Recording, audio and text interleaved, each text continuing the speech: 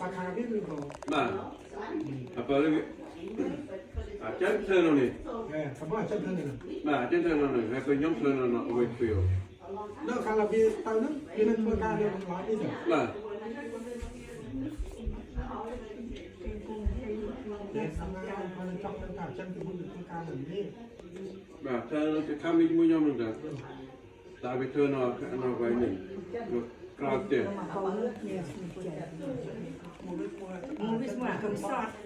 ទៅហៅតាចិន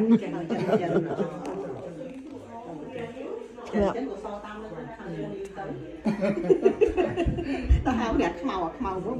មិនថាខ្មៅទុំប៉ះខ្ញុំហៅថាអាកញ្ញាខ្មៅកញ្ញាកញ្ញាចាំមកគ្នាកញ្ញាខ្មៅឡើយទៀតមិនត្រូវអាកញ្ញាខ្មៅហៅវាអាកបីទៀតអត់ទេនិយាយលេងស្អីចាស់ពីដើមចឹងដែរដាក់ឈ្មោះល្អស្អី